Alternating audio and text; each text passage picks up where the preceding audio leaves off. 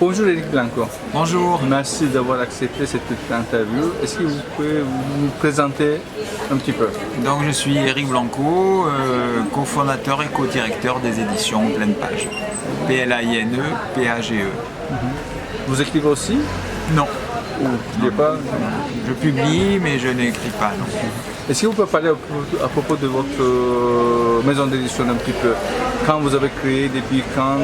Comment vous publiez? Comment vous choisissez vos auteurs? Alors on a créé cette maison d'édition avec Odile Lanzy il y a plus de 20 ans maintenant. On a à peu près 120 titres au catalogue. On publie en moyenne 4 ou 5 titres par an, pas plus. C'est une structure très légère, plutôt artisanale. On aime bien écouter les auteurs avant de les publier. On a beaucoup d'auteurs qui sont plutôt dans l'expression de la voix, la poésie sonore. On a beaucoup aussi d'artistes, de plasticiens qui écrivent ou d'auteurs qui dessinent. On aime bien essayer de sortir du ghetto de la poésie, d'avoir plutôt un œil sur un œil sur les arts plastiques ou un pied dans la performance. Voilà. Donc pour nous, le livre n'est qu'une étape dans le processus de création. Il se passe beaucoup de choses avant le livre et il se passera toujours des choses aussi après le livre.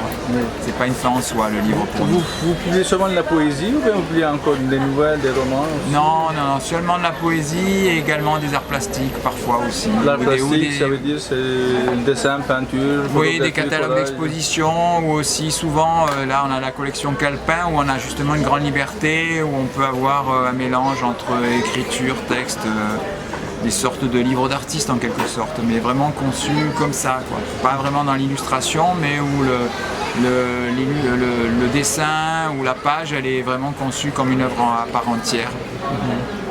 Et pour montrer aussi que le texte n'est pas forcément bien rangé, comme souvent en poésie, mais au contraire il peut être explosé ou déstructuré, ou alors du dessin qui rentre dans le texte ou du texte qui rentre à l'intérieur du dessin ou dans les arts graphiques. Qu'est-ce que vous pensez de la poésie actuelle francophone? Je trouve qu'elle est très riche, elle est très riche et on peut le voir même ici sur un marché d'éditeurs. Je trouve qu'il y a une très grande bibliodiversité. Et donc il faut que ça continue, oui. Je trouve que c'est bien avec la poésie, qu'elle soit francophone ou pas, c'est qu'elle soit pas, qu'il n'y ait pas d'académisme, mais au contraire qu'il y ait une très grande liberté, quoi. Tout est permis. Voilà, la poésie, c'est là où tout est permis. La traduction. La traduction, nous, lorsque nous publions des traductions, elles sont toujours bilingues, c'est-à-dire qu'on a toujours en vis-à-vis sur la page la version originale et la version française. Ça, c'est notre exigence, oui. Pour nous, traduire, c'est publier une version bilingue, version originale plus version française. Est-ce que la poésie est une besoin, une nécessité pour les gens, pour les autres? Plus qu'on ne le croit. Je pense plus qu'on ne le croit, oui. Oui, parce qu'en plus, nous qui intervenons aussi en milieu scolaire avec les jeunes, on se rend compte que de toute façon, souvent les jeunes, s'ils écrivent, en général, quand on est adolescent, qu'on a besoin d'exprimer certaines émotions qui nous dépassent, parce qu'on est en train de découvrir la vie, eh bien la poésie, c'est la première forme d'écriture qui nous vient. Parce qu'en général, quiconque va commencer à écrire, il ne va pas commencer par écrire un roman ou un essai, il commencera par écrire la poésie, c'est-à-dire des formes très courtes et qui puissent être ramassées, tenir sur une page et exprimer ces moments qui nous touchent en bien ou en mal, quoi. Et comment créer vos livres? Est-ce que vous pouvez donner un exemple? Par exemple, prenez une de vos œuvres. Ce processus de création? Alors on a deux types de création, c'est-à-dire qu'on a des auteurs qui arrivent avec, et ça nous intéresse énormément, on a des auteurs qui arrivent vraiment avec des projets pas avec des manuscrits, avec des projets de livres. Et ça c'est toujours très intéressant pour nous, c'est-à-dire que l'auteur lui-même a pensé... Une maquette. Oui, une maquette ou un projet de livre. Nous, on est plus intéressés par des projets de livres que par des manuscrits. C'est-à-dire que, comme dit une de nos auteurs, Frédéric Guetta-Liviani, elle dit mais finalement c'est le livre qui doit s'adapter au poème et non pas le poème qui doit s'adapter au livre. Et ça, c'est une formule qui correspond tout à fait à notre travail d'éditeur. Au côté de l'image, est-ce que vous faites aussi avec les photographies ou bien seulement vous êtes dans l'art plastique, dans dessin, Plutôt dans le dessin, peut-être plutôt dans le photomontage que la photo. Enfin, moi, en tout cas, en tant qu'éditeur, je serais plutôt intéressé par le photomontage que par la photo pure, quoi. D'accord. C'est-à-dire que la photo soit un peu Oui. réadaptée Travailler. à coups de ciseaux, pas forcément à coups de Photoshop, mais à coups de ciseaux, de collage. Voilà. Ça, c'est la photo pour moi, elle est plutôt intéressante de ce côté-là. Elle permet le collage et le photomontage Oui. plutôt que la photo pure qui nous intéresse moins. Vous faites des photos aussi? Plutôt justement Vous êtes sensible et plutôt sensible à ça, et puis on fait aussi de la vidéo parce que par exemple on travaille avec les sourds, on a sorti une revue justement avec la langue des signes, et là il a fallu en passer par la vidéo, donc il a fallu qu'on travaille sur un projet éditorial où comment relier la vidéo à un objet papier. Donc on a trouvé la solution avec des QR codes où chaque article renvoie avec le QR code à une vidéo qui est en ligne, qui est accouplée vraiment avec le texte. Et ça nous intéresse, c'était un projet éditorial vraiment très intéressant. Qu'est-ce que vous pensez à propos du festival? Je crois que vous êtes presque depuis le début. Oui. Ce qui m'intéresse dans ce festival, c'est il est international, ça c'est très important. Je pense qu'il pourrait être un peu plus ouvert sur, comment dire, peut-être qu'on pourrait aussi avoir plus de variété, de bibliodiversité. C'est toujours délicat quand on organise, parce que nous aussi on organise, c'est toujours délicat d'avoir à la fois le plaisir de retrouver certains auteurs, mais en même temps le plaisir de la découverte. Et ça, c'est un équilibre qui n'est pas toujours évident à trouver entre la découverte et le plaisir de retrouver ce qu'on apprécie, quoi. Vous venez aussi au marché de la poésie?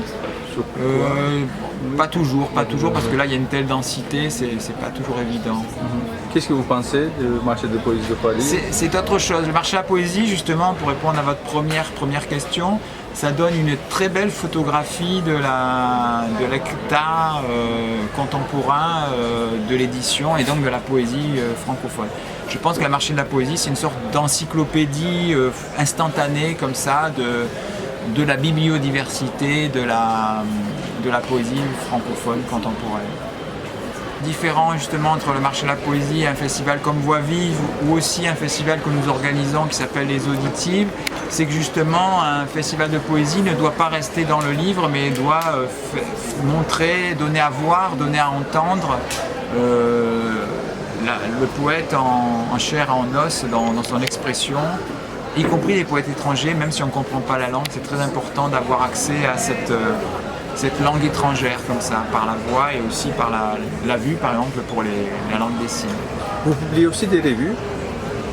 La revue, pour nous, c'est justement un moyen d'aborder certains sujets, de faire des sortes de dossiers thématiques où on a à la fois de la critique, de la théorie et de la pratique. Pour moi, la revue, voilà, c'était une sorte de dossier où on a des travaux pratiques et des articles théoriques. Alors, je vais vous lire un extrait d'un livre de Tariq Hamdan, Rire et gémissement, qui est un jeune auteur palestinien et qui écrit des choses, moi je trouve assez très justes et vraies sur la vie en France et la vie en Europe. Et je trouve toujours intéressant de voir comment des étrangers jettent un regard sur notre société. Ça s'appelle Porte de Saint-Ouen. Sous le pont de la Porte de Saint-Ouen, où les pauvres et les gitans se rassemblent chaque dimanche, dans une braderie où l'on vend de la ferraille et des produits alimentaires périmés. Minuit, la voix d'un vieillard blanc fait trembler le pont et l'horizon. Il appelle sa compagne qui farfouille dans la poubelle. « Marie, viens Marie, il n'y a rien ici Marie, Marie, viens Marie. » Aujourd'hui seulement, j'ai compris qu'il n'y avait nulle différence entre un monde qui meurt sous les bombes et un monde qui meurt à force de mensonges. Moi qui ai vu la mort furtivement dans mon Orient ravagé, je l'ai regardé cette nuit dans les yeux ici, sous le pont de la Porte de Saint-Ouen. La ville qui réunit de pauvres immigrés d'Afrique et des criminels de guerre du Proche-Orient. La ville qui ouvre grand les portes de ses magasins chics aux riches des pays du Golfe. et aux nouveaux capitalistes de Russie, de Chine et d'Inde. La ville vers laquelle affluent des jeunes peu doués qui nourrissent des rêves pour devenir artistes et des romantiques naïfs qui passent leur temps à accrocher sur un pont des cadenas que la mairie enlèvera plus tard. La ville qui rassemble des extrémistes de tous bords, chrétiens, juifs, musulmans, gauchistes, droitistes et centristes.